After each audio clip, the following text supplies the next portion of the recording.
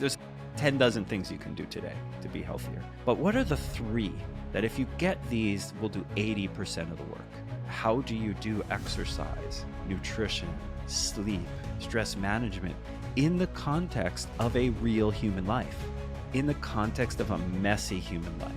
On your worst day, on your most busy day where all the craziness happens that you didn't expect, how do you do all these things that are self-care? That is change psychology. That is behavioral science. Dr. John Berardi is the co-founder of Precision Nutrition. He is a trained exercise physiologist and nutritional biochemist with a doctorate from the University of Western Ontario. He has helped more than 100,000 people in 100-plus countries change habits and reach their health and fitness goals. Behavior change. Improve your health. Self-care.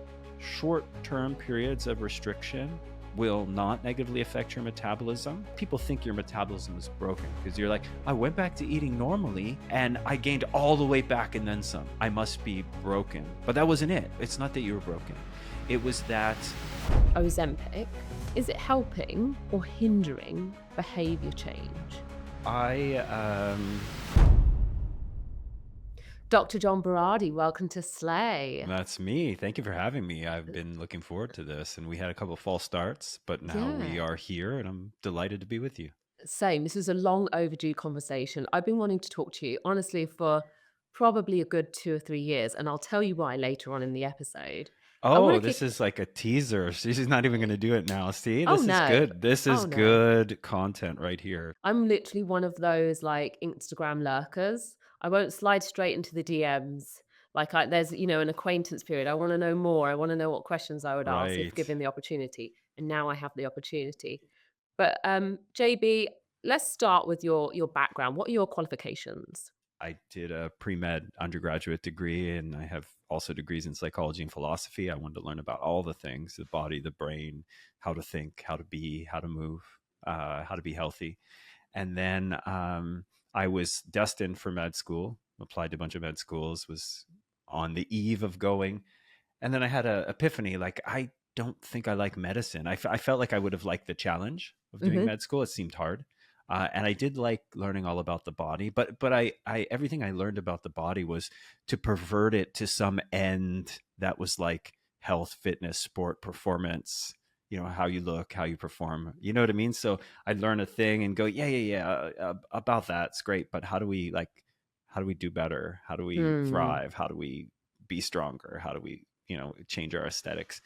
So then I was like, I am just going to go do a master's in exercise science. And everyone's like, you're crazy, because doctors make good money and have prospects for a good career. And exercise scientists are just well over educated personal trainers in the long run. But I love school. So I'm like, I'll just keep going. And then I did a PhD in exercise and nutritional biochemistry. And during that time, and this was a different time, it was really pre-high-speed internet. Wowzers. It was the late 1990s, right? For younger people, there's no relevance to that. But imagine wanting to go to your favorite website and it took 18 to 22 minutes to load just the front page of it, right? Information wasn't as accessible, but we were just on the eve of the very beginnings of what we have now. And so to dive deep into understanding nutrition, or just as someone interested in these things, wanting to learn from people who are thinking a lot about it, was really difficult, right? You maybe had to buy a magazine, or maybe someone wrote a book that you could access. But for someone like me, I had access to all the research journals at the library. They were printed and on a shelf in the library, so I could be where all the information was being produced. I could learn it, I could decipher it, I could share it with the world, and I put it on these dial-up web pages. And then all of a sudden one day it was high speed, and now I could publish an article every single day and thousands of people would read it. So sort of in conjunction with my studies, I was publishing this cool stuff that was literally hot off the latest journal publications. And then I started getting contacted by elite sports teams, Olympic teams, national teams, professional teams. And so as I'm doing this PhD work, I'm being flown all around the world and consulting with elite athletics. And so that was amazing. I had so many good formative experiences there. And then I around that time started a company called Precision Nutrition. So many people have heard of it. For those who haven't, we went on to become the world's largest nutrition education, um, certification, and software company. So we basically taught recreational exercisers and athletes how to eat, move, live better. And then we taught coaches how to teach that in their practice. And then we provided software for coaches to use our technologies and our curriculum with their own clients. So that was sort of my journey in a nutshell. So it seems like there was actually multiple pillars of performance that you were looking at with precision. Yeah, But yeah, what made it absolutely. different from other nutritional courses? We just did so much free education. That's how we got attention. Like, one of the wonderful things about the sort of convergence of me learning this stuff and earning my credentials and high speed internet was I tend to be like an introverted person. I don't love traveling that much. I don't love going out and doing the circuit of in-person lectures. It really fatigues me and it doesn't fit my personal style. Hmm. But with high speed internet, I could literally do this. I could get in front of a camera, I could teach from home. And that's what I did. I just set up a little studio in my house and I was just doing education constantly. So one of the things was it was like all the latest cutting edge things that people were really interested and curious about coming out in real time, broadcast on the internet in a way that was easily understandable. Because remember, for myself, as I'm going through academia, I'm going, but how do I use this in the gym? How do I use this if I'm competing in sport? How do I use this if I want to lose 10 pounds of fat? How do I use this if I want to gain 8 pounds of lean mass? So it was kind of like the weird stuff I was interested and curious in. It was just getting broadcast out, and it turns out people were really interested and curious in the same things, and so that tons of people followed along on my journey. But then the next thing that became a really key differentiator, which most people really think about when it comes to precision nutrition, was, and I'll tell you the story that precipitated this, and this actually has overlap with our good friend Stuart McMillan, who I knew you had on the podcast recently. But there came a moment where I was like, okay, all this stuff that I'm teaching, all the questions people are asking, it really has to do with like physiology, biochemistry, right? Whether they're thinking that's what they're asking or not. It's kind of about how the body works. But what you realize pretty quickly is that that's not the limiting factor for people. It's usually how their life works. How do you do exercise, nutrition, sleep, stress management in the context of a real human life? Not just Hmm. in your thinky brain when you're thinking about what next week might look like and how you might do your best job of eating well or resting and recovering. It's in the context of a messy human life, on your worst day, on your most busy day where all the craziness happens that you didn't expect. How do you do all these things that are self-care, that are, building your body into the body that you want into the future? And that is change psychology. That is behavioral science. And the cool thing when you're at university is that normally, right up the hall, someone's studying this. You know what I mean? So you're in your exercise science lab and you're testing enzymes in a muscle cell. And right up the hall, someone's thinking about how to get people to change in the most effective way, in the way they want to change, in a way that has less friction. And so if you're in a lucky position to be at a university that's, has that up the hall, you can just walk up the hall and say, hey, what are you all doing to help people quit And, smoking? and Or, what were they doing? well, I'm just going to interject. I feel like precision nutrition, for those who aren't aware back at home, I feel you guys, the founders and co founders, were at the absolute forefront of nutritional application. I feel yes. like, coming up with a strategy and strategies that enabled people to change their behavior for the long term and therefore get amazing results. So when you say, like, as you guys were kind of like precipitating, Yeah. how did what clicked when that Well, cross section happened? Like, what was it? What was the moment where you were like, oh, I yeah. understand what's going on in the cell. but homeboy down the corridor understands how people's brains work. I'll tell you, this is both true and a wonderfully illustrative story. If I would have made it up, it would have not been any the less powerful. So I was working with different groups of national team athletes, and our mutual friend Stu invited me to come work with the U.S. bobsled team, which he was working with at the time. So I had prepared this really awesome, in my mind, lecture for this group. And so we're probably going to have 20, 30 athletes there. This was at the National Training Center in Calgary, Alberta, Canada.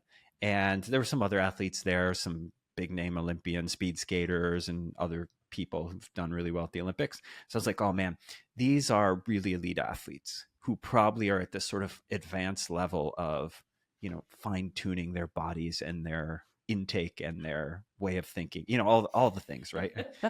So I have this slide projector up, and I've got the slides behind me, and I'm going to show them how muscle cell works and show them where this nutrient can affect this pathway to get them 3% more power, whatever. Right. And half the group walks in late and they're holding bags of McDonald's. Mm-hmm. And I'm like, damn, I prepared the wrong talk. You know what I mean? And this is really a metaphor for, I think, what every coach, personal trainer, nutritionist goes through in their career. They're like, oh yeah, I want to get in front of the most elite, most advanced people so that I can talk about the exciting, cutting edge, forefront stuff that I'm thinking about all the time.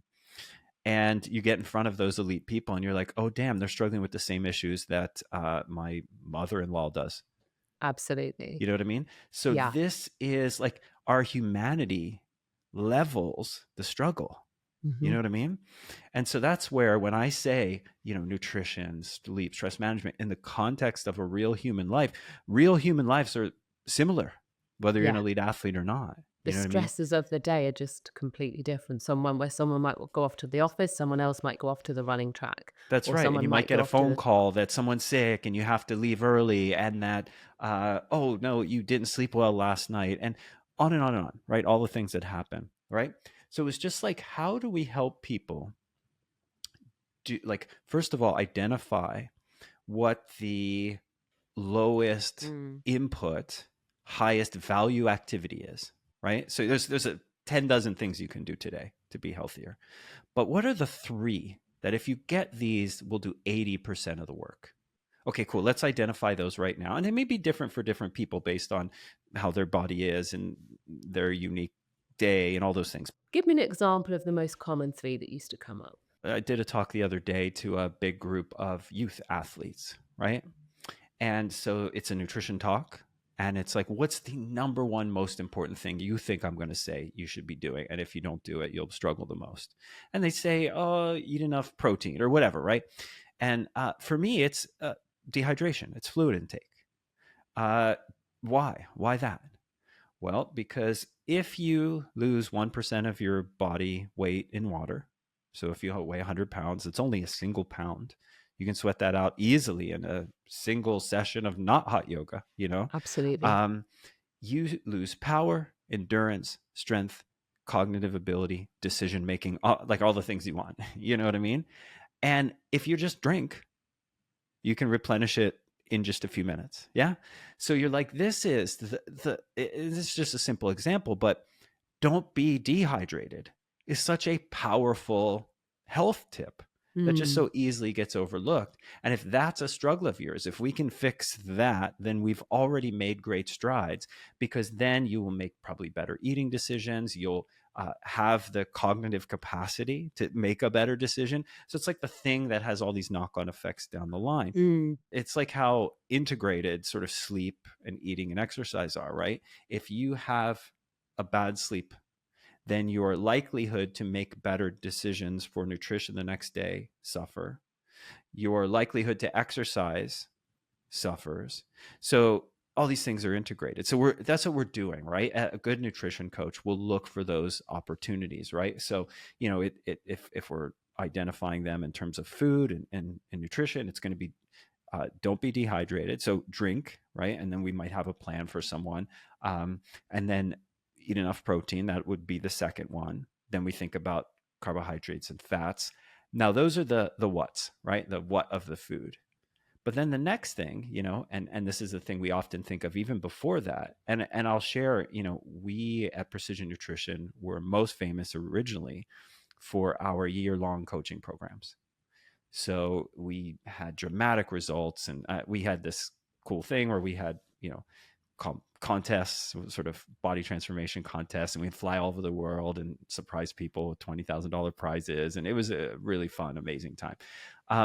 And the first practices we would do on the nutrition front had nothing to do with protein, carbohydrates, fats, the what to eat. What were they? They had to do with how you eat. Okay. So the thing is, if I, Louise, want to help you eat better, let's say, and you can't tune in to your body's signals, then it's going to be really, really hard for you to make better choices. So the first practice that we normally would do would be to teach people to slow down in their eating. So we would spend 2 weeks with our clients and we'd teach them how to eat more slowly. So why would we do that? Well, the answer is when you slow down, you can start to tune in to your appetite cues. If you eat too quickly, it takes too long for you to get those cues, and you may eat too much, or you may abandon the meal and eat too little, right? So if you slow down, and there's strategies for that, and, slow down your chewing, don't eat in a distracted manner. There's things that we teach. So over the 2 weeks, we'd have a little strategy every single day. And as you learn to slow down your meals, so take longer to consume your meals, you start to be like, oh, okay, I'm starting to feel more full. I'm getting this signal after 5 or 8 minutes, whereas I would have been done my meal before this, when I wasn't trying to do this. And then we can build the next practice, which for us was eat till 80% full. So you will never recognize 80% full if you're eating too fast or you don't tune into appetite signals, right? So, people often say the first step in the path to change is awareness, right? So this is nutritional awareness. You slow down your eating so you can say, oh, how do I feel when I eat anyway? I never paid attention to that before. I've always went too quickly. Oh, now I'm feeling things. Great. Okay, now that we've built that capacity to attend, right? Then we can say, all right, for the next 2 weeks, we'll eat till 80% full. Now, 80% full isn't maybe necessarily a lifetime goal for everyone. It's a practice teaching you more about yourself. Yes. So one day during 80% full, we may tell people to go to 100%. So today at lunch, go to 100%. Why would you tell them to do that? So they can differentiate between the two, right? Here's what 80 feels like. Here's what 100 feels like. The next day for dinner, let's go to 120. Let's go to uncomfortable. God, I feel full already. Exactly. Yes. And now you're like, okay, I have language around a feeling that I can attach these to, right? And this, for you, this will be very recognizable from sport coaching. And I know probably Stu talked about some of these things when he came on the podcast, because it's the same exact thing for when we coach athletes, right? Yeah. We have them try and feel things, and we may do little experiments so that for the next rep, I want you to try this. Now, this next thing we try is not how I want you to run in a race, but I want you to do this now so you can feel the difference between this and that. Right. Yes. So that's what we might do with eating. Right. So then at the end of that 2 weeks, now you have words and feelings that you can attach and say, oh, this is what really overfull feels like. If I get that feeling, I've probably done too much. This is what 80% feels like when I've actually held back just a little bit. And you know what? It was okay. Because some people are very afraid of not being full when they eat for historical reasons, childhood reasons, whatever. Some of the things that I've identified in the gym, I've noticed just in listening to some of our clients, is their relationship with food from a young age. Yeah. And often those people that were told to clear their plates as children. And so it's like, it's a habit thing that is really, really ingrained, and they must clear their plate. Yeah. And so they're actually doing the opposite of tuning out and not listening to their body, and actually just now, trying to just please whatever, authority figure. Totally. So that's really interesting. And I brought that up in training, and I was like, I wonder whether I'm like, were you told to clean your yeah, this is kind of confirmed. And so a lot of the habits that we have with regards to our eating a lot of the time can often be inherited. That's exactly right. Yes. Yeah. Through encouragement or discouragement or these kind of things. And again, when we're running on autopilot, when we're eating, there's no opportunity to break any of those cycles. Right. But when we start with a first practice of attending and paying attention, a next practice of trying to manipulate the feelings that we have when we're eating, and then we have like a greater degree of control. Now we can start thinking about protein. How much protein should I eat? How much carbs should I eat? How much fat should I eat? Those types of things. So this is, in a roundabout way, answering the question of what were the people up the hallway doing in behavioral psychology? Well, they were looking for these kind of lever points to help people make change without attacking the thing that you want to change straight on, head on. You know what I mean? Sounds like they were taking their goddamn time. Yes. Well, you know what? Like slow down to speed up is a thing you've heard before. And it really makes a difference here because if you can't attend, like I can tell you to do something with your protein and you may be able to do it and you may be able to white knuckle your way through it. You maybe say, all right, okay, for this week, I'm going to be locked in. I'm going to do this. I'm gripping the edge of the table and I'm gritting my teeth. But that is no way to have a sustainable practice in your life, right? Or a sustainable relationship with food, right? Yeah, yeah. Yourself, your time, your energy, your food, none of it, right? So I would prefer to take an extra 2 weeks to help you adopt a practice that you can do for the rest of your life rather than white knuckle your way through a practice that will end predictably Yes. and you will revert back to your old ways of doing it. And then you'll be on this roller coaster, which most of the people listening to this have been on before. It's not their first time on this roller coaster. It's not their first time experiencing, I tried a thing really hard. It worked. I had an amazing result when I tried carnivore or whatever.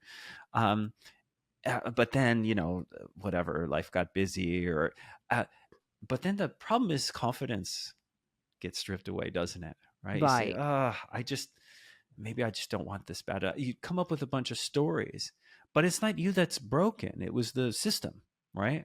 It was the fact that you hadn't learned the ways to sustain new practices. And we're using food as an example here, but it could be sleep and stress management. It could be, finding ways to breathe through challenging, difficult, stressful, angering times. And it could be related to exercise as well, right? I'm going to go to the gym every day until I can get this weight needle moving on my scale, right? And then you're like, but uh, on your most challenging week, will you be able to go every single day? So the only thing that you've learned is that you can only lose weight on a perfect week. Well, that isn't something we need to learn. That's a superstition that we need to break, right? So how do we do this on your worst, most challenging week? How can we pursue our goals and make progress even during the most trying times? So that's what we try and figure out. Incredible. I've got a number of questions here. Okay, first and foremost, I'm going to dial back because this is hilarious to me. My husband Derek always says, uh, he's like, "I'm coming in. I'm coming in, Lou." And so we have this joke in our household, which is Eric constantly telling me that he's coming in. And he said those words this morning. Yeah. And I said, "I've stopped believing you now." I'm like, "I believe that you can come in. I'm with you. I believe that you can come in." And he means getting shredded, getting Yeah, into yeah, yeah. shape. He's locking in, right? He's going to get real Absolutely, he's serious locked about in. this. Yeah. That's right. Yeah. I've heard that. God, more times than I can shake a stick at. So it's not that I don't believe it. I believe it. I've just stopped believing him. You know, I'm like, give me a different line. Give me a different line. I'm ready for something Yeah. different. The second thing I will say is he mentioned white knuckling it. And this to me really signals is a signal that we're in fight mode. Our body's in fight mode. We're fighting against what our body naturally wants to do. And the reason I'm really interested in this, especially now, JB, is because I've recently changed up my own schedule. Only in the past 2 or 3 weeks. I'd say I'm probably 2 weeks, 3 weeks into a new schedule. Recently went away to Anguilla. Yes. And in Anguilla, I was like, I've got more time. I'm going to do daily yoga. All right. And having completed 2 weeks of like daily yoga, I was like, wow, How'd you life is feel? so just great. Life just feels so much better. My, back pain has gone away. I was able to I went on the treadmill for 60 minutes solid. I've never run on the treadmill or had the desire to go on a treadmill for 60 minutes ever. And not because it isn't physically there, because of course the fitness is there. It was because I couldn't mentally shut my brain off. Yeah. And I was like, wow, this is actually what people mean when they mean like slowing down. And so I kind of recognized that there's some huge benefits to this. And I was trying to bring that routine back with me Yeah. to Los Angeles. Now, the interesting thing is, I don't have any time in LA. My first client is at 6 in the morning, I'm up at 5. And so I've basically kind of figured out that if I can get up 15 minutes earlier, then I can squeeze in a 40-minute workout, Yeah. a quality 40 minutes. But that means that I need to be in bed by 8:45. So I'm like, what needs to be true in order for this to be sustainable to me? That's right. Yeah. And so the thing that you were saying at the top of that episode about sleep and about hydration is one of the things that I'm in the process of kind of catching up with. Because when I wake up at 4:45, I'm dehydrated and I feel that in my workouts. But I say that to say, as we're going through this conversation and anybody listening, I've been going through this same transition myself. Waking up at 4:45 and doing my workouts at the start of the day has set me up immensely for much more success. Mm-hmm. And how much of those workouts are yoga now, or are they doing them None of differently? them. None of them. Yeah. None of them. I've gone straight back into lifting weights, with the Yeah. exception of yoga once a week on a Friday. I want to talk about this because I don't know if it'll help anyone else, but maybe you and I'll connect on it. But there was a couple years back where I was super interested in try. I always used to try these experiments, right? So, Mhm. if general health and fitness is your goal, there's all kinds of ways to move. There's all kinds of ways to eat. So you can try little experiments, right, and see what Mhm. happens. So I did one where for 3 months I did no weightlifting, I did no sprinting on the track, I did nothing but yoga. Now, it wasn't every single day for 3 months. That would be overkill. But it's probably 4 or 5 days a week yoga. And at the end of that experiment, I became the best John Berardi that I had ever been in my life. Like, I was calm, peaceful, slow to anger, annoyance. I just felt like all the brochures for yoga were correct. You know what I mean? And I was I the get living it. embodiment of that. However, I was not happy how my body was looking, right? Like, I'm from a strength and power background. I like muscles, I like having abs, I like powerful chest and shoulders and visible biceps, and I want people to know that I lift weights. You know what I mean? I want that to be visible. So that was my tension, and that's why I continue to practice yoga periodically, but it was not going to stay the cornerstone of my routine. And I kind of don't like this about myself. You know what I mean? I'm like, man, I like, imagine how much better my life would be if I I'm a just, better John. if I just was able to get over the whatever you want to call it, vanity, love of strength and power, whatever. I don't know if you had any of these feelings, and that's why yoga now is just once a week for you rather than the bulk of your program. But that was the issue for me, right? I was like, I feel so amazing and incredible, but am starting to look like a weakling, and Mm.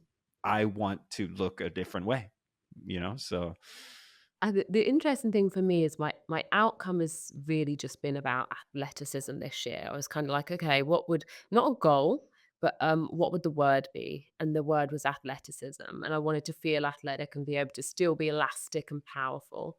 And the interesting thing is the yoga, the endurance running, yeah. the lifting. Like now I feel like my program and my training week has a lot more balance to it.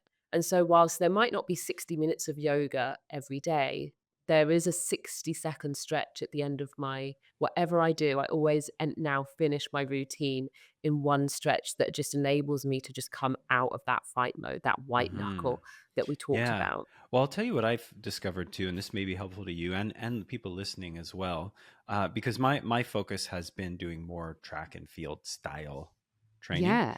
So I still do strength training in the gym a couple days a week, but it's actually in service of my movement on the track.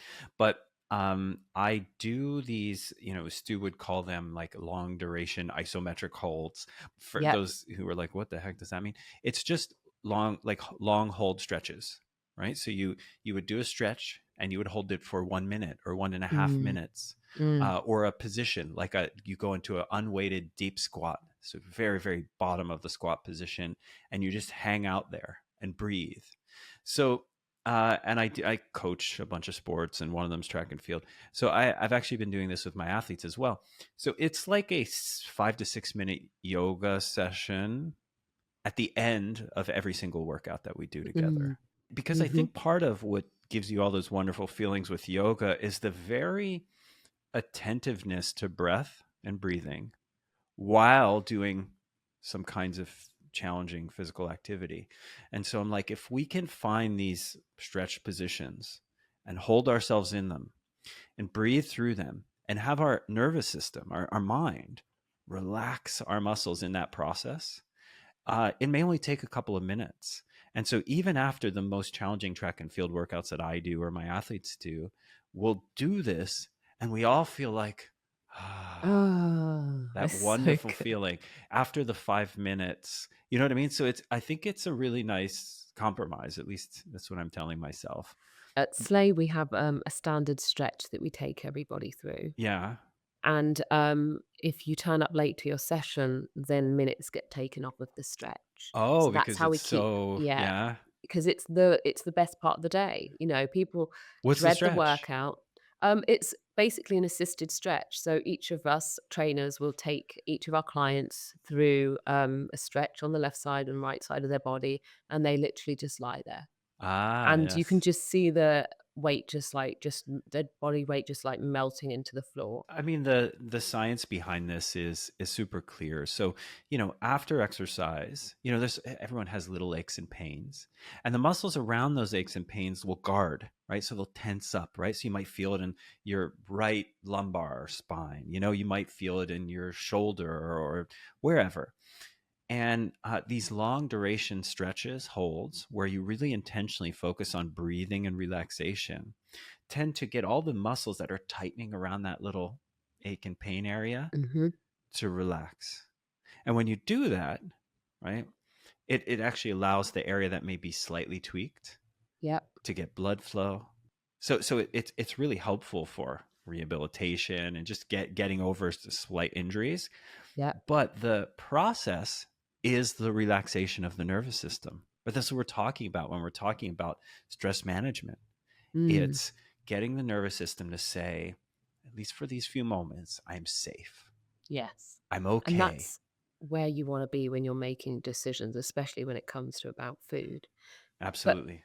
Joel, question, how long does it take to change your nutritional habits, really? There is not an answer for that. That people used to say it takes X number of days. Well, there's not good evidence to suggest that. I think it takes as long as you practice the new habit, and it can undo just as long as you stop practicing the new habit. So I'll give you a funny example.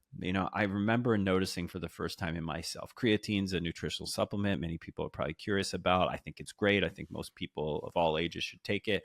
I think it has body and brain and health and cognitive benefits.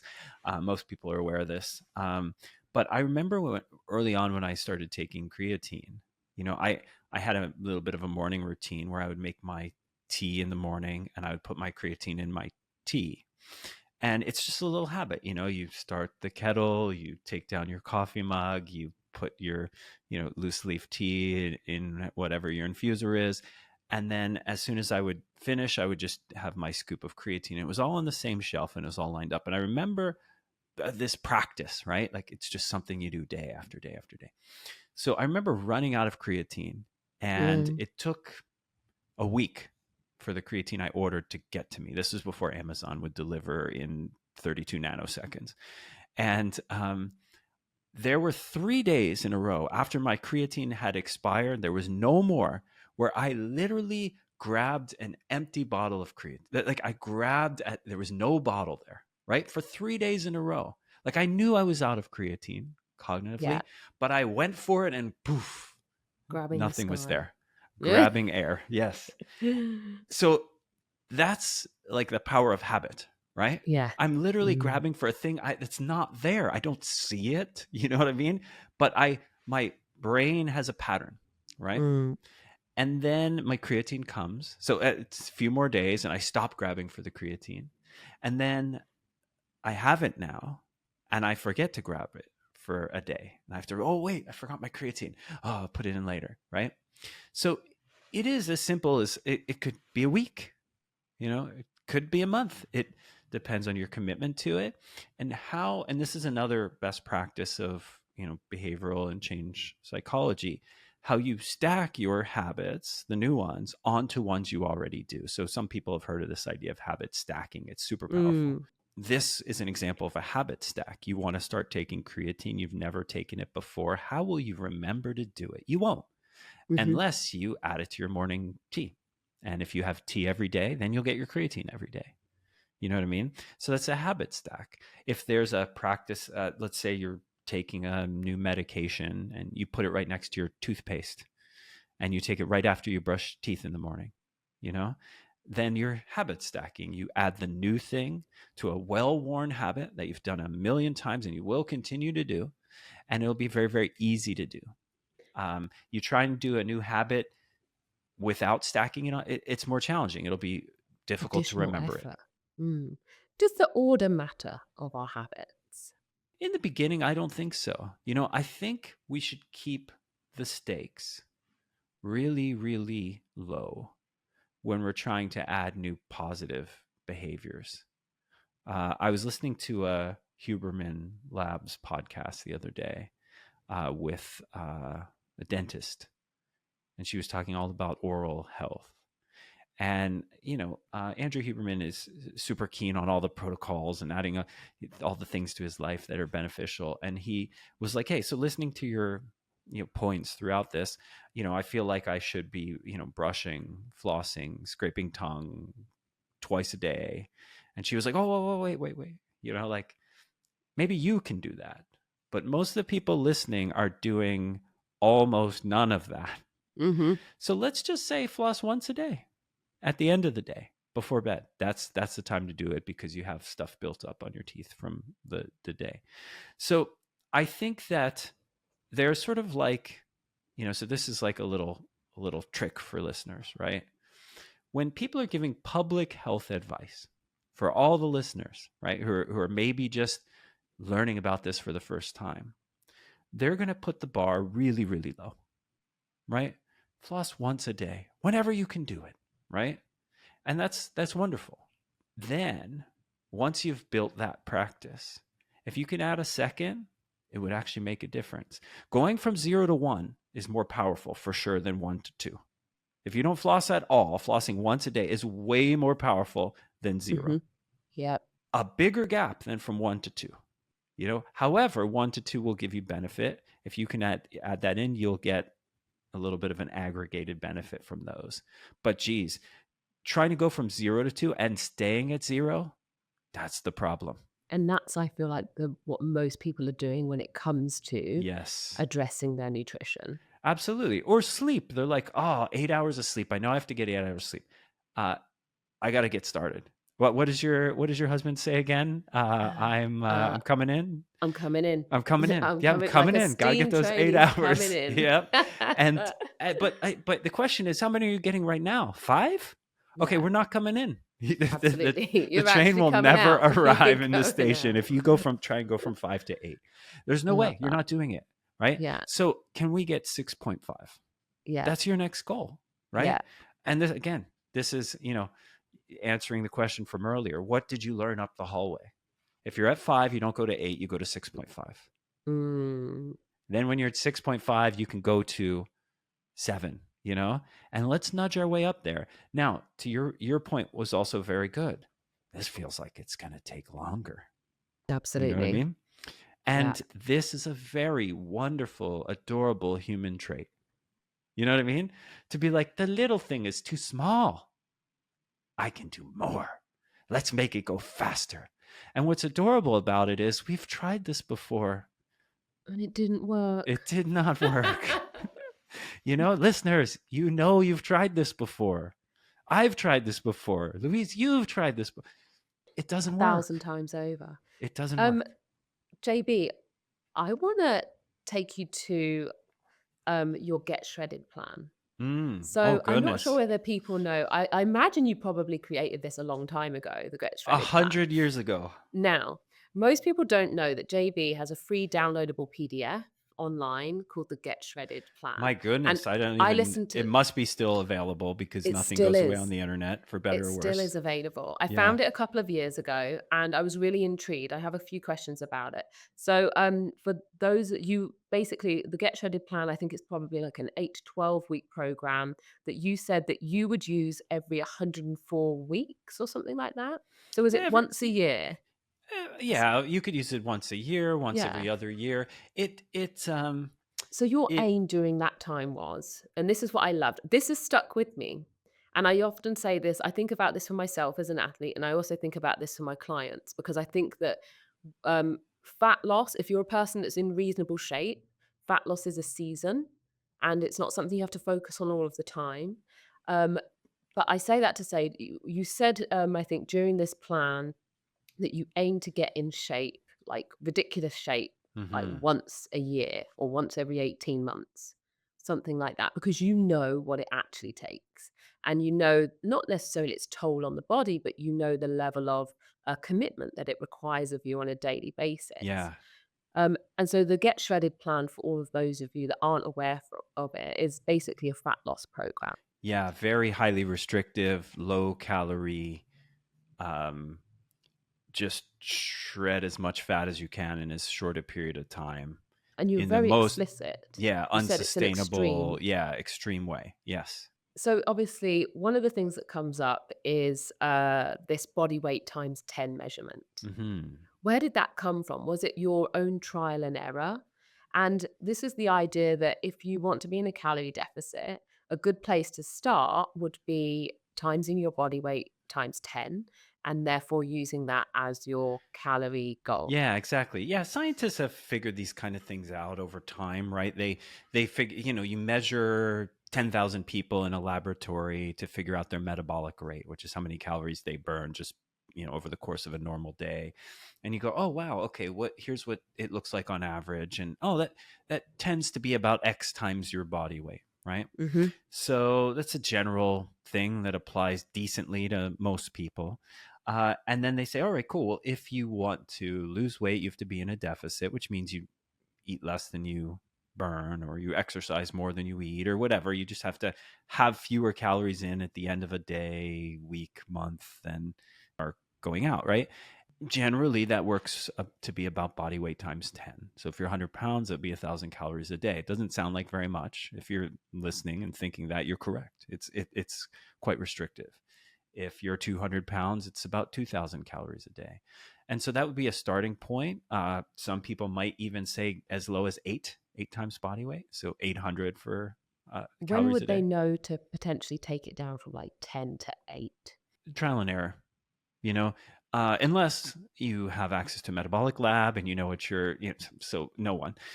So yeah, you would start at 10 and then you might gradually take it down anyway. Right. So here's how I probably think about it. So start at 10 times body weight, eat that for a week. What happens? We're losing weight. I'm good. Okay. Stay at 10. What happens in week 2? Still losing weight? Stay there. It stopped.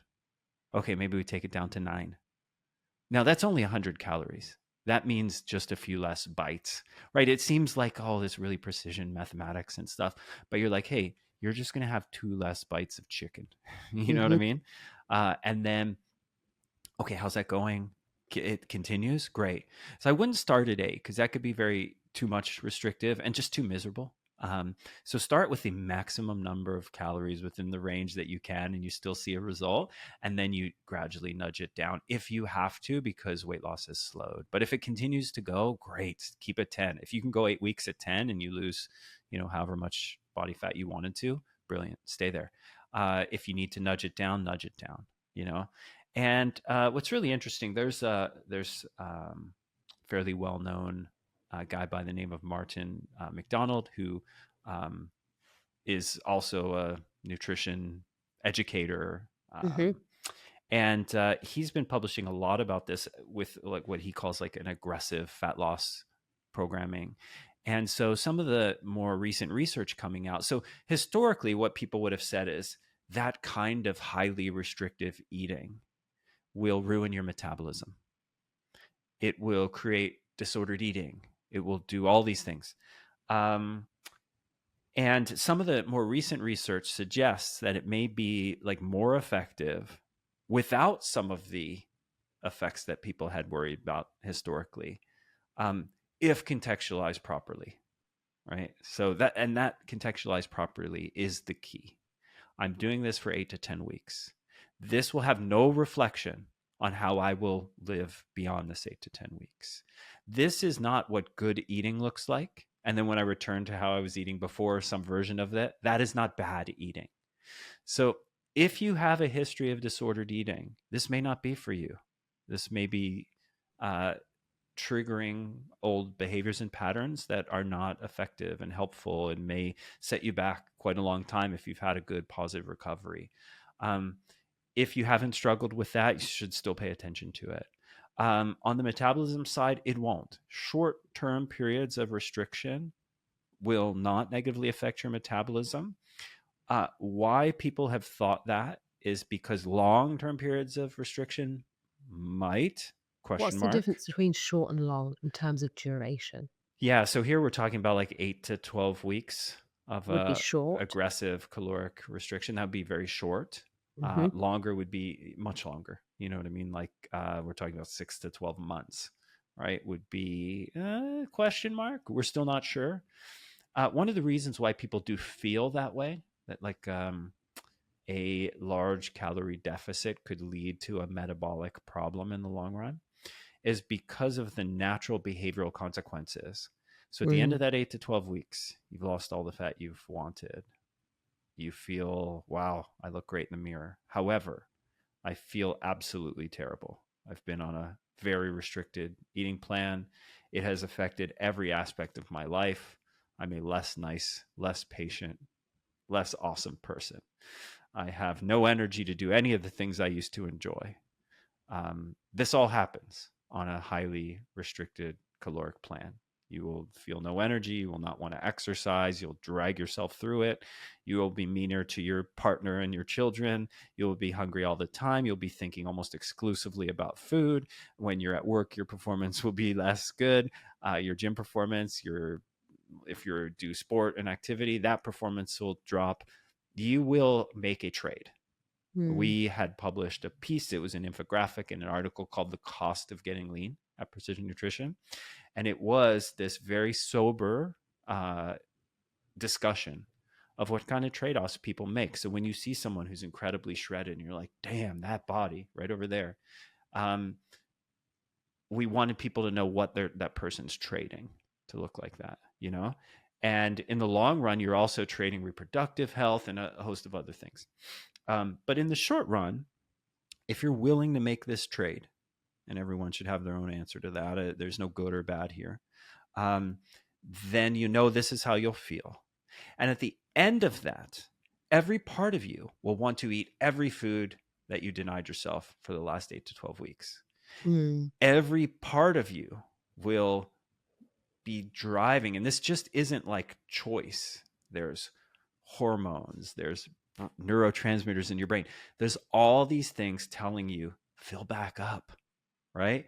This thing happened that your brain doesn't know that it wasn't a famine, you know? Mm-hmm. It's like, you fill back up, food's available, go get it. And so part of coming off a highly restrictive, aggressive eating plan is how you will plan the transition. And I think for every week you do a highly restrictive eating plan, you should have a planned week for gradually ramping back up. And that's what we call a reverse diet, isn't it? The diet Yeah, after the diet, the bit that that's what some everybody people call it. misses. Absolutely, yes. Because it's really hard, because now you're like, oh, I went 10 weeks on the get shredded diet. now I have to do 10 more of discipline and slowly just adding. So now we're not talking about like, oh, now you can have cheesecake. No, we're saying now you can have 4 more bites of chicken this week. You know what I mean? And it's a very slow, gradual adding in of calories so that you don't have this massive rebound. So that's why people think your metabolism was broken, because you're like, I went back to eating normally and I gained all the weight back and then some. I must be broken. But that wasn't it. That it's not that you were broken. It was that you ate double the amount of calories, and they packed on just as quickly as anyone eating double the amount of calories would pack them on. Mm. So yeah, but so hopefully I've conveyed all the necessary caveats here. You will probably feel terrible. You will need a period of discipline that it lasts just as long as the aggressive diet phase. If you want to make that trade, go for it, but go for it with, eyes wide open. Now, I want to talk about the current state of nutrition in the Mm-hmm. US. Do you think that we are misunderstanding a healthy diet with a restrictive diet? Mm. Because I feel like the conversations that I've been having recently, with just about, encouraging people to have whole foods, Mm-hmm. fruit, vegetables. Oh, that sounds so boring. Oh, that's restrictive. Mm-hmm. And so I feel like people are starting, they feel like healthy food, healthy meals are restricting them because they've gotten so used to processed foods. Mm-hmm. Would it be true to say that there's some element of truth in that? Because restrictive diets, in the way that you've just mentioned, is, severe calorie restriction, severe calorie deficits, you know, basically having to monitor every morsel. Whereas, I think that maybe we're getting our wires crossed as to what restrictive really is. Yeah, that's a And great, that really is and a also great point. Yeah. restrictive, healthy, and corrective. We should define our terms. Yeah. When I'm using the word like highly restrictive eating plan, I'm talking about very low in calories, right? So we're restricting the amount of energy we take in, right? So we haven't talked about what could make up that diet, right? I remember when I first got bodybuilding was one of the early sports that I did and I had a lot of success in. And I remember reading the nutritional plan of a very successful professional bodybuilder by the name of Mike Menser. And I looked at his diet plan. I was like, what is going on here? So he would eat like 3 times a day.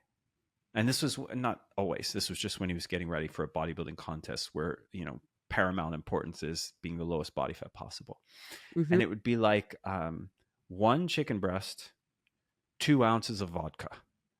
You know what I mean? And I was like, Wow. damn. So this guy was drinking at every meal, right? Like his way of coping with the restrictive eating plan was getting wasted, I guess. But Wow. yeah, he ate protein and drank alcohol. Those were his calories, right? And so this I'm not recommending, but I was just like, oh, damn. When you are at such a calorie deficit, like you can almost eat anything, because you're almost eating nothing, right? So we're not saying any of this is healthy. We're just saying that the calories are super low. So these are the dimensions, right? There's how much you eat, there's what you eat, which becomes your choices. Are you getting fruits, vegetables, quality proteins, fibers, carbohydrates, those types of things, right? And then there's when you eat, right? And that becomes part of this conversation around, are you intermittent fasting, or do you eat before bed, or those kind of things. And obviously we could spend 10 hours talking about all these things, do a weekend seminar, but I think you're right. We have to define our terms here. Calorie control is one thing. Making good food choices is another. So when we say, someone could say that's restrictive, to say, oh, I don't get to eat sugary foods every single day as much as I want with every single meal, that's highly restrictive. Perhaps, but we like to reframe that as, if you build your diet, and so maybe this will give some people hope. I'm 51 years old. I have a very low body fat percentage. You can find pictures of me on the internet if you want to verify that. But I eat ice cream. It's dairy-free ice cream. I do that because I have a dairy allergy. Almost every single day. That's your thing, isn't it? I remember It really actually. is. Yeah. Yeah. Now, what does the rest of my diet look like? Well, most of my meals are based on high protein source, lots of fruits and vegetables, quality carbohydrate if I've just exercised, and then normally I make my ice cream bowl, which is usually like frozen banana, dairy-free ice cream, some dark chocolate, some mixed nuts. So I make a little delicious bowl that I love. And Do I you do that have that at almost every night? single day. Is it nighttime you typically have that? Yeah, I usually do that after my dinner. Yeah. And I usually exercise in the evening at some point. Then I'll have my dinner, and then I'll have this after that. So it's like my dessert. Yeah, got you. And so now there's some caveats here. I can do that and maintain a very low percentage body fat, and it does have a psychological effect. I think that by knowing I can have that at the end of each day, then I don't feel like I'm restricting or, having this kind of experience where I'm like, oh man, I hate my life. There's nothing I can eat that I really enjoy. Like I don't get to blank, right? Because that's a Yes. game I find people play, right? Exercise is different, right? If you exercise 4 times a week, you just find those windows and you do it, right? You don't feel like it's this big onerous thing. But with nutrition, you're like, oh, I have to keep doing this. You're like, I have to eat. I have to make good Something has to choices. make it Yeah, sustainable, right? exactly, for the rest of your life. So for me, this is like the thing where I'm just like, oh, damn, I can do this. I figured out the amount. I figured out how it doesn't make me feel in a negative way. And I can maintain the body composition that I want while still doing that. And I think it helps me make all these other positive choices. Now, if I was someone who was, 50 pounds over my ideal weight, this probably wouldn't be a thing that I could do right now because I might need as you say, corrective period where I am teaching my body how to mobilize its stored fat, teaching my body how to burn the fat that's on it and use that for energy rather than the food that I eat in every meal. So there may be a point. So everyone's got this journey of their own where you're like, who am I? Where am I now? What do I need now? So it may be you need a corrective period where you lose some body fat and teach your body how to metabolize and process food correctly. And then you may be in a maintenance period, right? Which is where I am now. I've figured out how much to eat and what I like to balance out all the exercise that I do. And I can just keep this. And incidentally, I don't do the get shredded every year anymore, or every 2 years anymore, because my body fat's like right where I want it to be. My weight's right where I want it to be. And I'm training for sport goals. And to do something like a highly restrictive, low energy intake would absolutely kill my training. I would not be able to do my training. Right. So I'm in a different season of life then.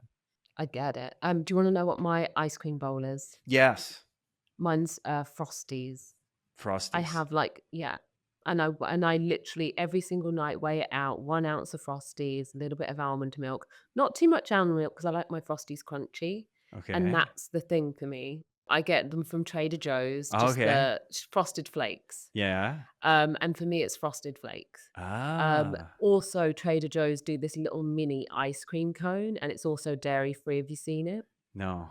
You might want to tack that onto your ice cream bowl. Just saying. Nice. Our oldest child, our daughter, is just turning 15, and so for her birthday, she wanted one of those Ninja creamy swirls. You've seen this? No. Oh yes, a Ninja Creamy. Yes. Now the new kind is called the swirly or something, and so it makes soft serve. So it's the same as the Ninja Creamy. So it makes ice cream, but then you like put it through the thing and it makes soft serve. So yes, one of my clients is making protein soft serve. There you go. So this is a thing that we're going to be experimenting with in our house very soon because her birthday is like next week, and so go get it tonight. What I know. I'm not gonna lie. I'm like probably as excited about this gift as she is. So we're going to be playing around with that. So we're like, can we make delicious? Now, if it tastes worse, I will not continue. You know what I mean? What's but the point? I love to play because there is research on this as well. When people try to do a healthy version of the delicious food that was helping them sustain how they eat, they end up feeling unsatisfied and then usually going to eat the other thing anyway. Yeah. Or just eating double of the unsatisfying thing. So if there's something that is in moderation, that if it's your, frosted flakes or my ice cream bowl, just have the thing. Don't make a fake version that doesn't taste this good because it won't do the trick. I agree. Now, talking about your kids' meals, you post them on Instagram regularly. And how old are your children? So we'll just 14, 12, 10, and 8. Amazing. Now, if you haven't had the pleasure of following JB on Instagram, he's at Dr. John Berardi. But he shares the meals, his children's meals online. Do you get a lot of criticism online for sharing the food No, plates? surprisingly, no. Because let's say they're kind of unconventional. They're not what your typical 14, 12, and Yeah, 8-year-old would eat. yeah. Describe how you kind of, as a nutritionist, how do you prepare their food? Our family eats fairly simply, like breakfast, lunch, dinners, have protein, fruits and vegetables. That's how we build. So the base is what's our protein, right? So Mm, they may have a hamburger for breakfast or a sausage, or it may be eggs, or it might be eggs for dinner. And so there is no rules about breakfast food, lunch food, dinner food. It's just what's the protein for breakfast? I love that. What fruits and vegetables will we have? Mm. And if you ever see when we lay out our meals, there might be slightly different on each plate. Like we have our 12-year-old, he doesn't like berries, but our 10-year-old loves berries. So there might be berries on this one. There might be apples and oranges on this one. So it's, and for vegetables, cucumbers, carrots, peppers, whatever, different kids like different things. So we just put the fruits and vegetables they like, the proteins, and then my philosophy in general is that kids will find snacks during the day, whether you have them in your house or not. Right. I always joke, like, you can park at a parking lot of a playland or a grocery store, and there'll be a minivan next to yours, and somehow you go into the store and you come back and the minivan doors are open and they're sharing goldfish crackers, and you're like, how'd you get the goldfish cracker? We don't even own goldfish crackers. Oh, I got them from the minivan next to us in the parking lot. They're going to find them, right? So they're going to find their carby foods, they're going to find their processed foods. So I don't need to add that stuff into their menu because they'll find it. So our core meals are protein, fruit, veg. If they've had training, so most of our kids do higher level youth sports, so then we may add rice, pasta, starchy carbohydrates, those types of things. Um, After those training sessions, because that increases the calorie load to help them replenish, right? Um, but in general, yeah, our meals look like what kind of protein. It might be steak, it might be chicken, it might be sausage, it might be eggs. A quarter of the plate, then fruit, a quarter of the plate, then vegetable. You put fruit and vegetables on the plate, I'd Yes, noticed. absolutely. Yep. I really like this because I have a quite sweet tooth. And Mm-hmm. I think that sometimes mixing a savory and a sweet together is what would Mm-hmm. make me probably consume more of the overall vegetables Yeah, and yeah, just make the totally. whole plate just a little bit more exciting. Yeah, totally. Yeah, we will definitely do that. Our youngest, our 8-year-old, she loves. I make this, like, she calls it the really yummy cucumber dish, and so it's cucumbers with olive oil, balsamic vinegar, white vinegar, salt, pepper, and Italian seasonings. So I'll mix that up real nice for her. Then I'll put. She really likes honey crisp apples, and Oh, then I'll usually put delicious. in berries and banana, and then she'll have whatever her protein is. And it's really, really simple. I mean, that's it. So the question is, like, just how do you build a menu for kids? Question number one, what are we having for our protein? That's where you begin. Okay, then what fruits and vegetables will we put on the plate? And then are we going to add a starchy carbohydrate source like rice, pasta, bread, whatever? And what are the rules around that? If they've done a hard training, for sure we add that. And if they haven't done a hard training, but they really want it, okay. You know Hmm. what I mean? They're growing. I want to respect some of their appetite signals. Yet usually kids are not like, man, I really want a treat. How about white rice? You know what I mean? Like if they're asking for rice, it's because they need some energy, you know? Yeah. And my 15-year-old is now learning to feed herself, Hmm. and is doing an amazing job of it. And she is competing in track and field at a higher level now, and flag football at a high What level. event? In She track? is a short sprinter, so 100, 200. She just placed fifth in the country in the 60 indoors. So she Amazing. had a really amazing season this year. And Congratulations. What's her name? her name is Amalyn. Got you. And Emmeline. so she is now taking ownership of some of these things. So now, many days, I get a little text at the end of the day. Got 130 grams of protein today. Are you proud of me? Pow. You know what I mean? Wowzers. And so Uh, that's her number one, right? So she's like, protein, I got to get my protein. She's like, I see all these girls around me. They don't eat protein. They're weak and scrawny. I want to have muscles, getting my protein. So that's her number one. And then she adds fruits and veg with that. So those are her two big goals. And then whatever else on top of that, she eats when she wants or not, and I love this about how she's tracking. And the other thing I love about it is her relationship with her body right now. She took 2 weeks off after indoor season, and I was away, and I got home on Monday. She was like, "Dad, I have really bad news." And I was like, "Oh, what's the bad news?" She's like, "I lost 10 pounds these last 2 weeks." And I was like, "Damn." And like, I kind of expected that because she's not training and her appetite's down and all this, right? And she's like, "Isn't that awful?" She's like, "Look at me. I'm skinny. I'm weak. I got to get back to the gym. We got to start pounding the protein again." Like, I love how much she loves being strong. Yeah.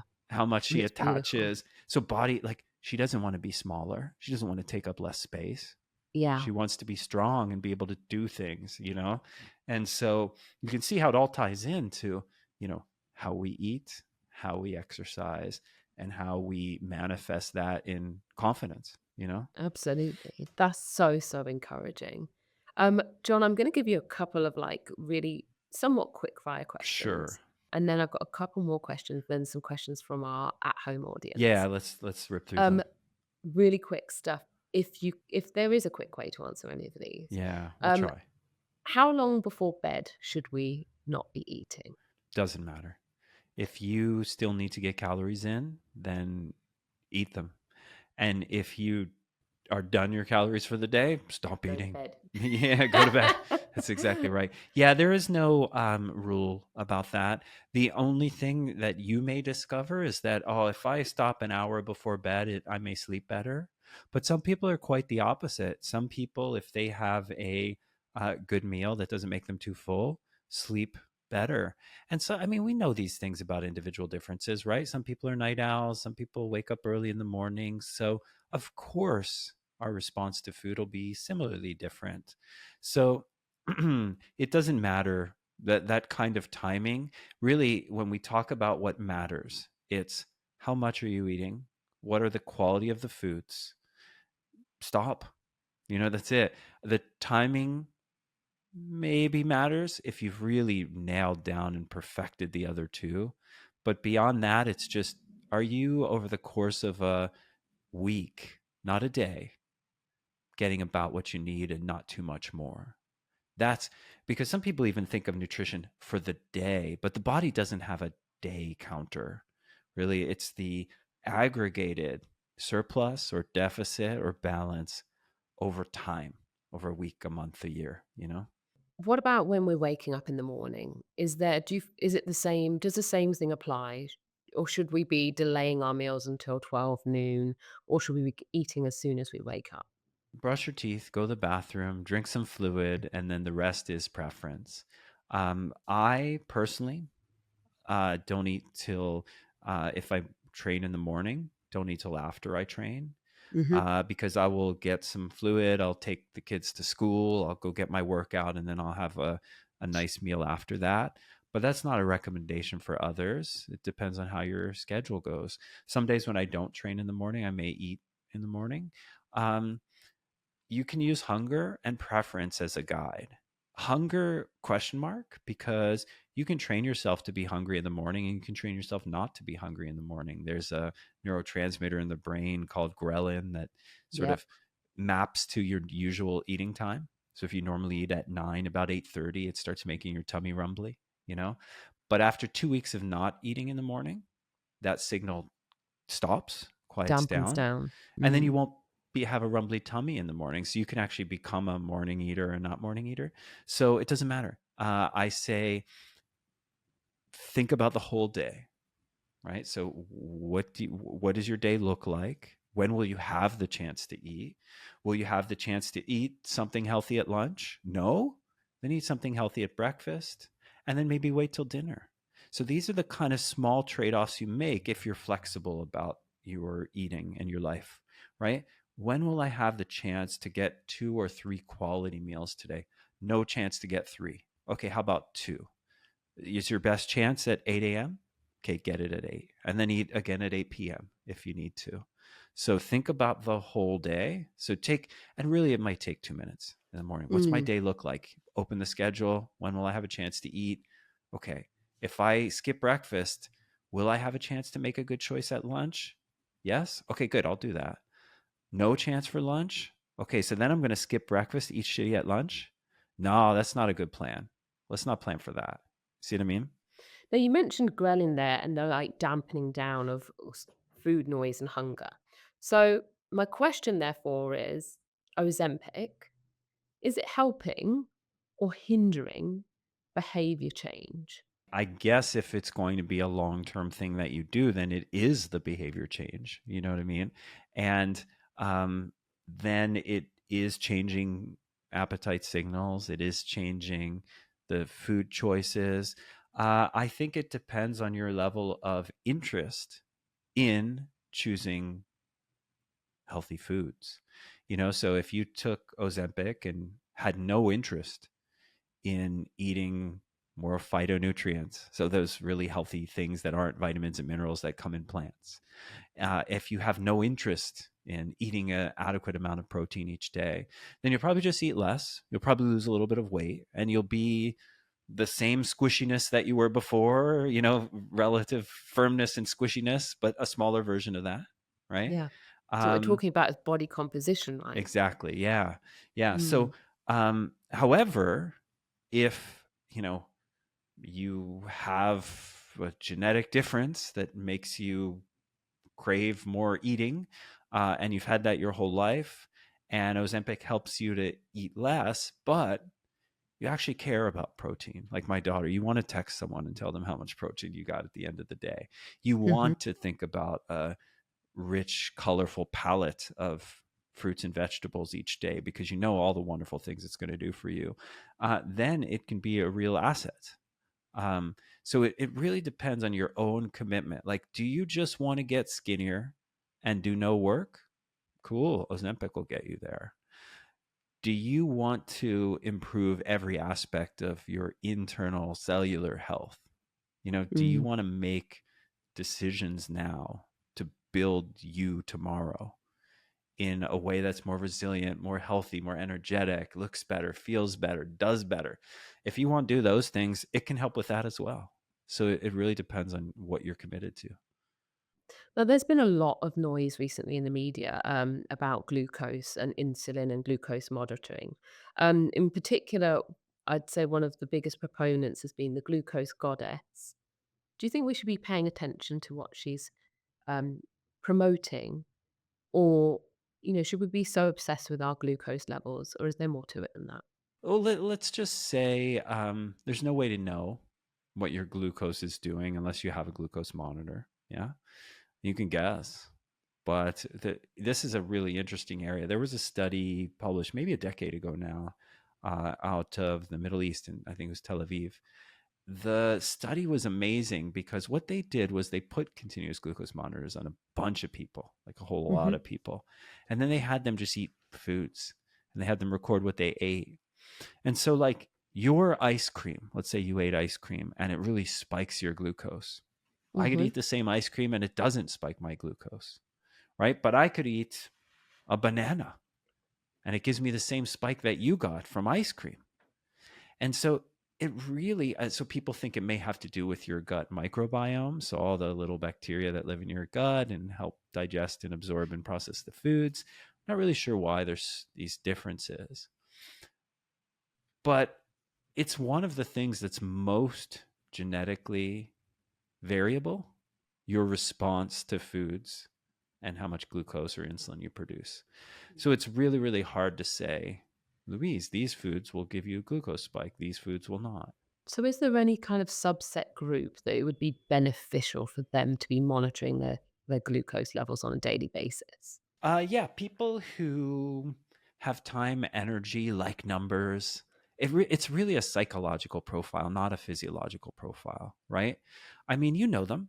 You know the people. They really like numbers. They like to measure stuff. They like spreadsheets. They like quantifying things. For people who like that, yeah, let them slap the glucose monitor on and look at their numbers and spend all kinds of time on it.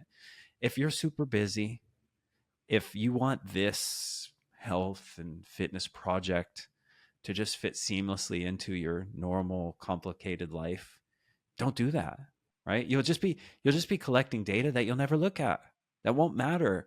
And if you're not really committed to looking and analyzing the data, and not because you're a loser or anything, just because you're busy or you don't know what it means, then the danger is developing a bunch of superstitions that aren't true. You know what I mean?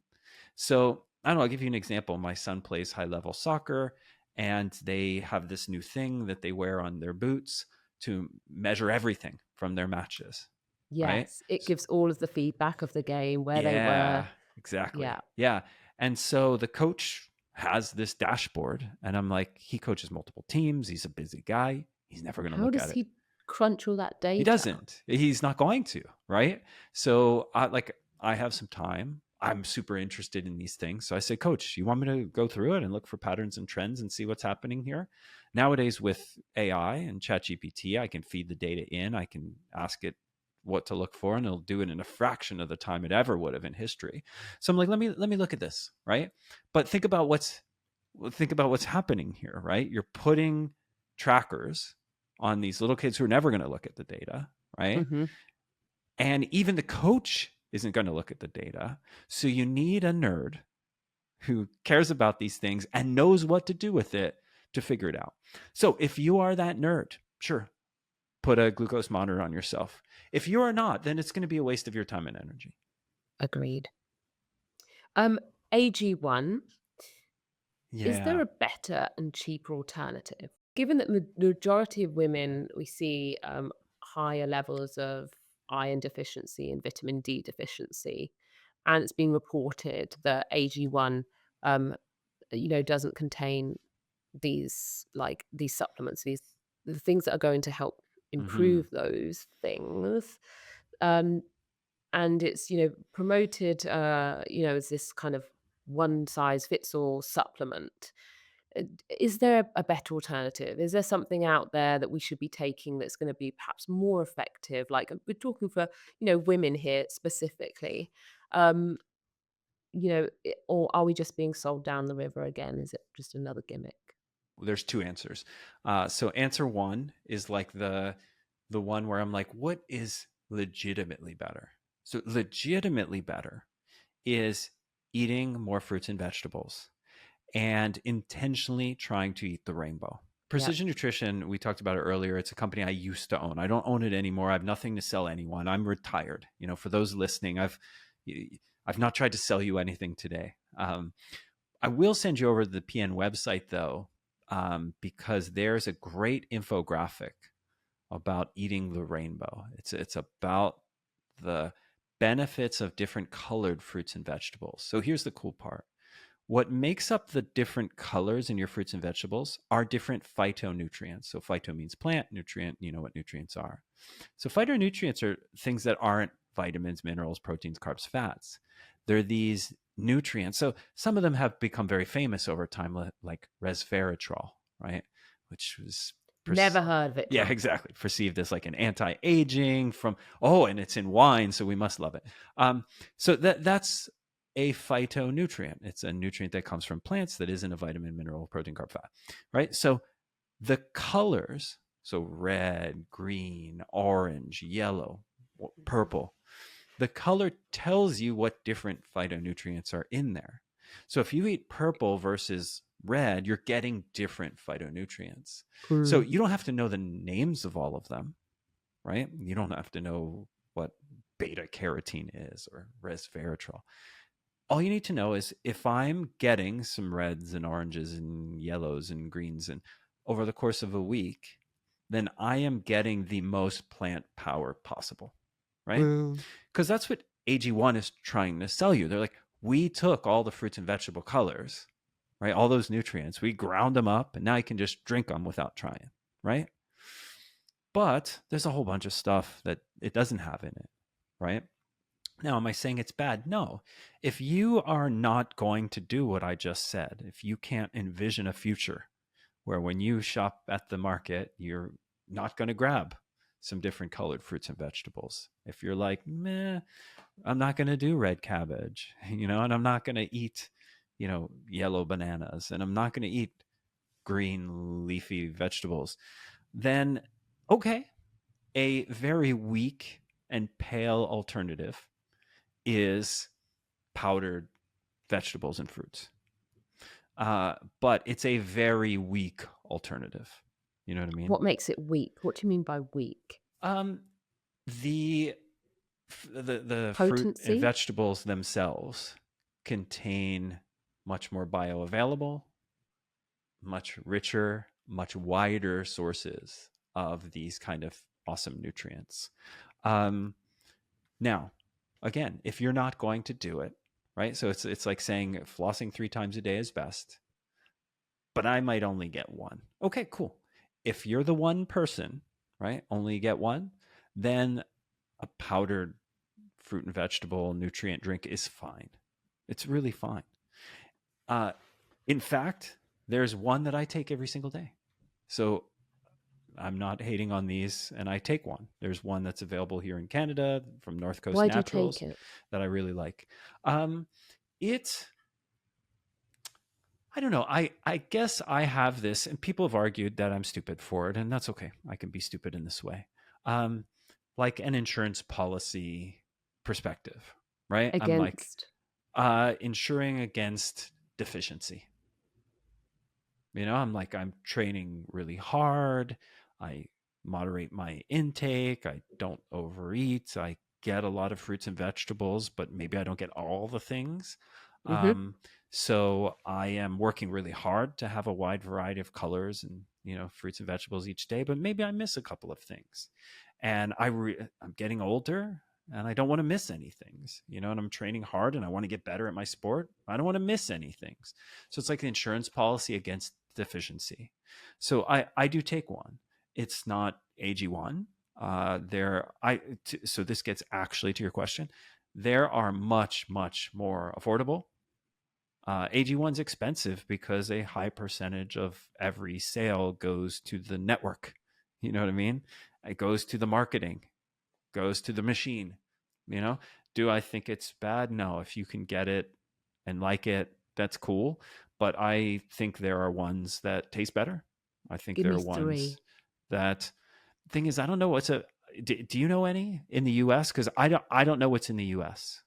One that I bought that is actually 3 times at like a third of the price is called Amazing Greens. Okay. Awesome. Has a similar kind of profile, and you can get that in just Whole Foods. And in the past, because I suffer from IBS, I had to eliminate all greens from my diet at one point because I was having really, really tough time and a lot of flare-ups with my ulcerative colitis. Yeah. And at that time, I used to put it into my shake again as an insurance policy because there was a whole group of foods that I wasn't eating. And so I was like, right, I'm actually not. All I was having at the time was salmon and mashed potato for about 2 months. Man. The weird thing, I say the weird thing, not unsurprisingly, um, so my colonoscopy before, my colonoscopy after Yeah. was completely clear. So my colonoscopy after those Yeah. 2 months From was, your salmon and yes, yeah. my mashed potato diet. Not Um, surprising, but yeah. But the good news is now that my gut has had the time to heal, it can now tolerate all of the things, which is amazing, even dairy. So that's Yeah. brilliant. Yeah. So to your idea about brands, like I'm in Canada, so I get the Canadian ones now. We are trying to avoid the tariffs. So Daily Greens is the one that I use. Another great one is Greens Plus. That's probably the most researched one that there Amazing. is in Canada right now. So both of them are good, and again, less than AG1. So again, AG1's fine. Most of them have a similar formula. You're just paying more for AG1 than the others. Mm-hmm. But before even saying like, I get my blank from AG1, I would say like, let's go hard on the fruits and vegetables and the variety of colors and getting all those phytonutrients and the ones that come from reds and purples and blues and greens. And then you can pack on the powder afterwards. Mm. But the powder is not a replacement for the rest. JB, I've got 3 questions from Yeah, our let's do Slay it. listeners Okay. before we wrap up. Um, One of our listeners says, I've changed my habits, begun exercising regularly with a training plan, have cut out alcohol, I'm counting calories, and I'm struggling to lose weight. Mm-hmm. Why? That's very difficult, isn't it? Right?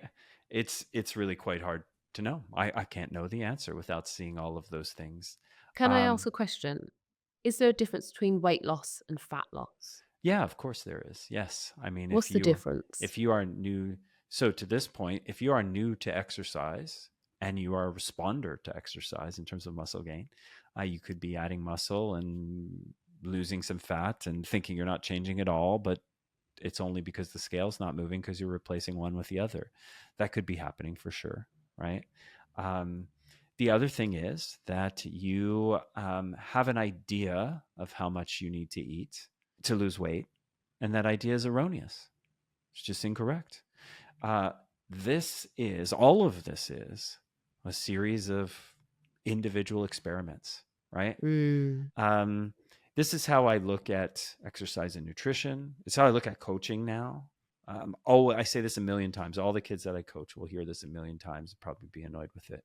Hey, I want you to try this little experiment for the next rep, right? Hey, next we're going to do this little experiment. This isn't how I think you should do it from now on. I just want to try a thing. Can we try a little experiment? And I want you to tell me how it goes. Mm. That's what this listener reader is doing, her own experiment. And she just got the data, right? Body doesn't seem to be changing. Yeah. If you have measured some things and you know for sure you're not losing fat, we'll presume that you have, but maybe you haven't. And if you haven't, you should be doing that, right? Most gyms nowadays have a little body fat tester, some kind of impedance device, a scale you get on and you hold some handles and it measures your body composition. If you haven't done that, do that because that'll give you better data. But let's presume you've done that and let's presume nothing's changing. Mm. You're not broken. That's not even particularly unusual. But if you've been up to it for a few weeks and nothing's changed, then we just got data, right? This is the scientific method and the process is working. Now we need to change something. Do we need to exercise a bit more? Do we need to eat a little bit less? The answer is one or both of those. I mean, that's the simplest next step. Now, Mm-hmm. you will hear people tell you hormones. It may be your hormones. It may be your stress. It may be all these things. Like you may have stress. You may not sleep well. I'd want to work on those too. However, the only thing that will move the amount of weight that your body has on it needle is more of a deficit, right? Mm. So you could, because you're not sleeping well, be eating more than you think you are. Be really, really good until the end of the day. And then just a couple bites of blank. And that could be the thing that's preventing the progress. And that could all be triggered by a lack of rest or overstress. So they all matter. But in the end, if you're not losing weight and you're exercising and paying attention to how you're eating, it's simply because you're not in a calorie deficit yet. And you need to remedy that somehow. And that would be either eating less, exercising more, or doing a bit of each. And so that's kind of the answer. So keep going with the experiment, right? Keep trying new things until you get more data. Mm-hmm. Next question, JB. Protein intake for vegans and vegetarians. As a vegetarian, how much protein do I need? And how do I get enough? Same as everyone else. In general, if you're exercising, I really, really like going for about 1 gram of protein per pound of body weight. So if you're 100 pounds, 100 grams a day. There's been some debate about that, but honestly, most really smart people in health and fitness and wellness and research and that's a good number. You won't be deficient, right? Mm. And if you're eating that, then you will be displacing possibly some of the other calories that aren't doing you any favors. So 1 gram per pound. So just how much do I weigh? What's my pounds? And then 1 gram of protein per pound. So that's your goal, whether you're a vegetarian, vegan, plant-based eater, omnivore, carnivore, whatever. I'm not sure why people think that doesn't apply Yeah. depending on their diet type. That one always gets me. It's like, Still the same. Yeah, same as Still a everyone gram else. per pound of body weight. That's right. It doesn't change. So it's the same. And then, but really, I mean, let's be honest. If you're going to exclude an entire category of foods, it becomes a little bit more challenging. Not impossible. Nowadays, it's easier than ever. I mean, there are high protein plant-based foods all around us that we can get fairly accessibly. Uh, when I first started doing all of this, like there was only one kind of protein powder, and it came from milk, and it was nasty tasting, and it hurt your guts. Nowadays, you can get delicious, easy to digest, enzyme supported with probiotic vegan proteins. Like, oh my gosh, And it will take you to the moon. Yeah, that's right. So yeah, do that. Like, if you can't get it all from your foods, then supplement with a plant-based protein that your tummy can digest well and isn't disturbing, and then you're good. Because Lord knows those plant-based proteins do upset the gut. Some of them do. Some of them do. Yep. But pay attention as to that. a dairy allergy person, I can't use any dairy protein, so I use plant-based proteins, and I found some that are happy on my tummy. What plant-based protein have you used that works for you? Because I've used some in the past, pea protein, and it actually was a real gut irritant. Yeah, so Actually made my colitis there's a lot two up worse. here in Canada. One is from a company called Progressive, and it's their vegan protein. Another one is a vegan protein from North Coast, the same people who make the Daily Greens. And they make fermented proteins, which are a mix. So like of pea and brown rice and, a whole bunch. And they also contain some digestive enzymes and probiotics. And I do pretty okay with those. Got you. Love it. And JB, our final question before we wrap it up. The future of food. What's at stake if we don't make an effort to eat healthier? Individually? As a nation. Oh, yeah. As the planet, as the world. Yeah. Well, I mean, we just, as the world, as a country, as let's say North America, and as we influence the rest of the world is knock-on effects. Yeah, we're going to need the pharmaceutical industry to save us. I mean, that's simply going to be it. And unless there are some wholesale changes to the availability and the price and the variety of foods, because the foods that are worse for us are cheaper and more readily available and tastier and easier to get access to and built with things that make us addicted to them. Yeah, if none of that changes, then there is no, and it's okay because blank. We will just need pharmaceutical companies to keep making drugs to try and counteract the effects of that. Exercise in a pill, pills to help us eat less, pills to correct the glucose and the lipid problems that will inevitably result. Some kind of new patented vitamins and minerals that pharmaceutical companies can own the rights to that will help us prevent nutrient deficiencies. I think we will all require a polypharmacy, which means poly-many pharmacy approach to not decaying from the inside, not dying early, but we're on a path where if individuals can make difference in their own life, absolutely, right? So this isn't all doom and gloom. Each of us can make better choices. Each of us can be committed to the project of, hey, I'm going to take care of my cells and I'm going to build them so that me tomorrow is better than me today. That's all possible for each of us individually. But there's a ton of people on the planet. Not all of them will have access or resources or all those things. So while you, Louise, and me, John, may be able to trend in very positive directions for the remainder of our days on this planet, the cumulative average is going to keep getting worse. Absolutely. And the only save will be, please, Big Pharma, help us with your pills and injections. That's what's at stake, really. That's dire. It's not exciting. That's dire. It's not exciting, And on that note, JB, I just want to say no, let's end on a better note than that. We must end on a better note. Here's a great note. Thank you for joining us on the Slay podcast. I've got a gift for you that's going to be coming your way. Amazing. Oh, that's the hat. The Yes. sleigh Yeah, hat. that's an inside joke when Louise and I first, when she did slide into my DMs for the first time after Yeah, years of stalking, apparently. absolutely. I mentioned that my daughter would love one of her sleigh hats. We have a mutual friend in common, as I mentioned earlier. So I follow Louise's work for a few years, and I've heard about her in good ways many times. So yeah, I was like, I could use one of those sleigh hats. So yes, it's on the way. You've got some daddy points coming in your way. Amazing. Awesome. JB, thank you so much for joining us on the Slay podcast. You did mention that you would come. I don't know whether you realized this during the episode. You did mention that you would do a weekend's masterclass. So I will be holding you to that. Even Yes. though you're a very busy I have man, to we'll do it in schedule Los that in at some Angeles. point. I have to do it Yes, in LA, please. right? Okay. Absolutely. We'll get some Nice. trap work in, make it worth your while. Yeah, it sounds But fun. We'll get our friends together. Let's do it. I love it. Awesome. Thank you so much for your time. This has been Yeah. so insightful. Yeah, thank you. It's been a fun conversation. Where can we find you? Is there anything that you've got coming up or want to share? I'm retired. I'm hiding out. I'm hanging out with little kids playing sports all the time. I mean, I have a website that talks about what I do and where I've done, and it sends you to cool resources and stuff. I got nothing What's to that sell, but website, it's JB? just johnberardi.com.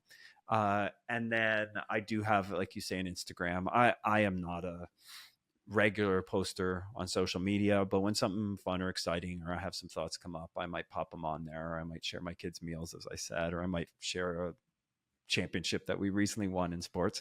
But yeah, I mean, if you're interested in learning more, though, all those places will jump off to the precision nutritions for people who are interested in looking, feeling better. If you work in the field, if you're a professional, you can jump off to my changemaker stuff.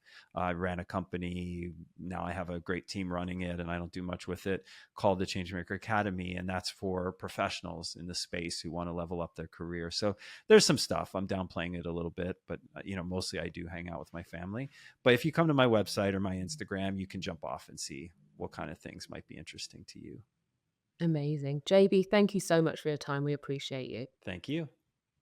That concludes this episode of Slay. Stay tuned for more empowering discussions on female health, fitness, and life. You can follow JB at Dr. John Berardi on Instagram, and you can follow me at Louise Hazel. You can follow Slay at Slay Athletic Club now, and don't forget to subscribe to the Slay podcast if you haven't done so already on YouTube. You can get fit at home using the Slay app. You can download that now for free from the App Store to join our online community. And lastly, if you're in Los Angeles, come and join us on Saturdays at 9:30 a.m. at the Hollywood Bowl for Slay Athletic Club, our new run club experience for women. Hit the link in my bio on Instagram to register.